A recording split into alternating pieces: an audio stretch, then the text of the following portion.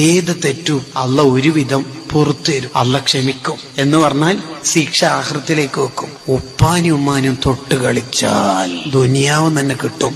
ഹാക്കിം ഇമാമിന്റെ മുസ്തദ്റക്കിൽ ഉദ്ധരിക്കുന്നതാണ്. ഉമ്മയില്ലാത്ത പോരങ്ങ ആലോചിച്ച് നോക്കി. ഉമ്മയില്ലാത്ത വീട്. ഉമ്മാന്ന് വിളിക്കാൻ പറ്റിയ ഒരാള് പോരക്കുണ്ടാവൽ എത്ര വലിയ നിയമത്താണ്. ഉമ്മയില്ലെങ്കിൽ ആ പോരയില് AC, അടിപൊളി ബാത്റൂം, കുറെ മാർബിൾ, ഗ്രാനൈറ്റ്, എന്നെ കൊണ്ടെന്താ കാര്യം? ഉമ്മാന്റെ മുഖം നോക്കിയാൽ തന്നെ സ്വർഗല്ലേ? ഉമ്മാന്റെ മുഖത്ത് നോക്കി അജുമ്രം ചെയ്ത കൂലിയല്ലേ? ആ ഉമ്മയില്ലെങ്കിൽ തീർന്നില്ലേ നമ്മളെ വീടിനെന്ത് പ്രകാശമുള്ളത്? അവര് കുറെ കാലം നമുക്ക് വേണം. ഉപ്പന്റെ ഉമ്മന്റെ പൊരുത്തം വാങ്ങണം. ഉപ്പാക്കും ഉമ്മാക്കും 1 രൂപ കൊടുത്താല് ഇസ്ലാം പറയുന്ന കൂലി എത്രയെന്നറിയാം?